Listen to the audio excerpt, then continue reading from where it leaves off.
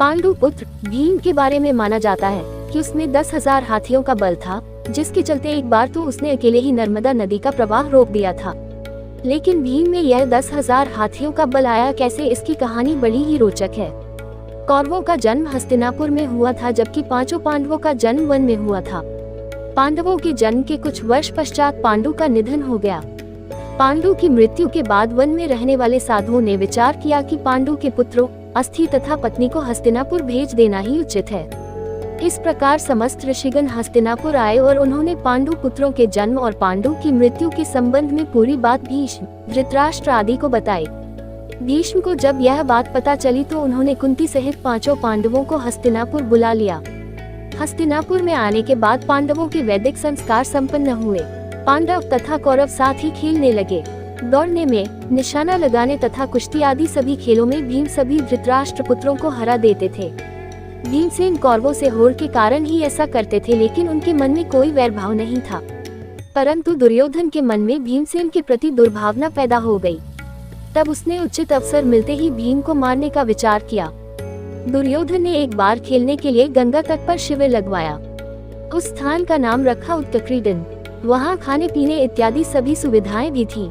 दुर्योधन ने पांडवों को भी वहाँ बुलाया। एक दिन मौका पाकर दुर्योधन ने भीम के भोजन में विष मिला दिया। विष के असर से जब भीम अचेत हो गए तो दुर्योधन ने दुशासन के साथ मिलकर उसे गंगा में डाल दिया। भीम इसी अवस्था में नागलोक पहुँच गए। वहाँ सांपों ने भीम को खूब डसा, जिसके प्रभाव से विष का असर कम हो गया। जब भीम को होश आया तो वे सर्पों को मारने लगे। सभी सर्प डरकर नागराज वासुकी के पास गए और पूरी बात बताई। तब वासुकी स्वयं भीमसेन के पास गए। उनके साथ आर्यकनाग ने भीम को पहचान लिया। आर्यकनाग भीम के नाना का नाना था। वह भीम से बड़े प्रेम से मिले। तब आर्यक ने वासुकी से कहा कि भीम को उन कुंडों का रस पीने की आज्ञा दी जाए जिनमें हजारों हाथियों का बल है। वासुकी ने इसकी स्वीकृति दे दी। तब भीम 8 कुंड पीकर एक दिव्य शैया पर सो गए।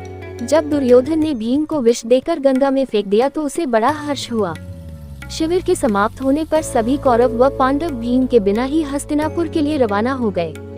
पांडवों ने सोचा कि भीम आगे चले गए होंगे। जब सभी हस्तिनापुर पहुंचे तो युधिष्ठिर ने माता कुंती से भीम के बारे में पूछा। तब कुंती ने भीम के न लौटने की बात कही। सारी बात जानकर कुंती व्याकुल हो गई। तब उन्होंने विदुर को बुलाया और भीम को ढूंढने के लिए कहा। तब विदुर ने उन्हें सांत्वना दी और सैनिकों को भीम को ढूंढने के लिए भेजा। उधर नागलोक में भीम 8वें दिन बृहस्पति जाने पर जागे। भीम में अब 1000 हाथियों का बल आ गया था। नागों ने भीम को गंगा के बाहर छोड़ दिया। जब भीम सही सलामत हस्तिनापुर पहुंचे तो सभी को बड़ा संतोष हुआ। तब भीम ने माता कुंती व अपने भाइयों के सामने दुर्योधन द्वारा विष देकर गंगा में फेंकने तथा नागलोक में क्या क्या हुआ यह सब बताया। युधिष्ठिर ने भीम से यह बात किसी और को नहीं बताने के लिए कहा। धन्यवाद।